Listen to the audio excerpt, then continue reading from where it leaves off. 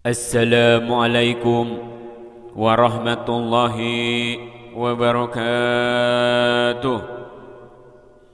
Innal hamdalillah wassalatu wassalamu ala Rasulillah Sayyidina Muhammad ibni Abdillah wa ala alihi wa sahbihi wa mawalah, amma ba'du.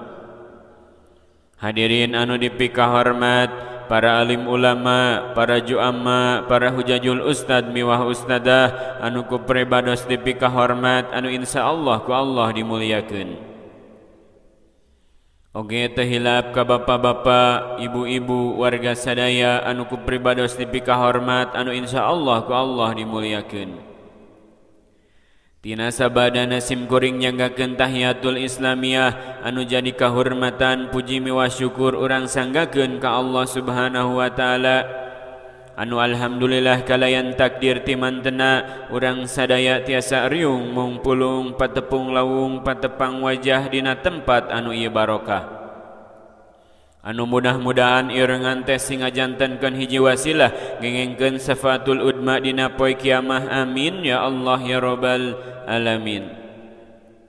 Oge rahmat miwah salam mugia salalamina dicurah tur dilimpah ka paduka Rasul wastana Kangjeng Nabi Muhammad sallallahu alaihi wasallam, tehilap ka para keluargana, sahabatna, tabiina, oge mudah-mudahan eta rahmat teh dugi ka urang sadayana, amin ya Allah ya rabbal alamin. Hadirin anu dipika hormat, dina kesempatan anu mulia ieu sim kuring bade ngaoskeun perkawis silih nyaah atawa saling menyayangi. Naon margina sabab di zaman ayeuna papada jalmi teh malah silih benci, silih gorengkeun.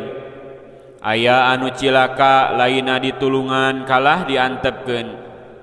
Aya anu kena musibah laina prihatin kalah diguguyonkeun. Nu matak urang teh kudu silih nyaah kapapada kabalarea. Sabab Allah moal nyaah ka urang lamun urang teu nyaah ka sasama. Saur pidau Kangjeng Rasul, la yarhamullahu ma la yarhamun nas. Hartosna tidak disayang Allah orang yang tidak sayang kepada manusia. Tuh mangkaning urang teh butuh pisan kana kanyaah Allah. Sabab lamun Allah tos nyaaheun ka urang, sagala rupa kahoyong urang bakal kacumponan. Bahkan surga ge pasti kapimilik. Bet kolot ge nya dina nalika nyaah pisan ka budakna, edek hayang nanaon ge dipangmeulikeun, dicumponan. Bahkan maksakeun ku saking nyaah-nyaahna. Komo Allah mah leuwih kitu. Nu matak urang kudu silih nyaah supaya Allah nyaaheun ka urang. Lain anu cilaka teh ieu mah kalah di video, dipoto, lainna ditulungan. Geus ngap-ngapan ge kalah diantepkeun. Duh kacida nya kumaha lamun urang anu di posisi eta, urang anu cilakana. Anu parah lainna ditulungan, ieu mah kalah dikekeak, kalah diseungseurikeun.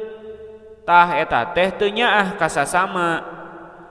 Nu matak nu kitu mah jauh tina kanyaah Allah. Sementara anu ngarizkian Allah, anu mere Allah, anu ngagaduhan sagalana Allah.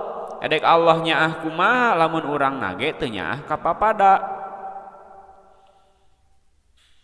Kumargi kitu leungitkeun rasa cuek urang, leungitkeun rasa teu peduli urang, tumbuhkeun rasa peduli, rasa nyaah, rasa teu tegaan.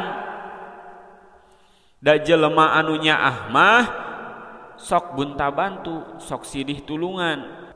Jeung sok loba nu nyaaheun, oge loba nu nulungan. Mudah-mudahan urang sadayana menang kanyaah ti Allah di dunia sareng di akhirat, amin ya Allah ya rabbal alamin.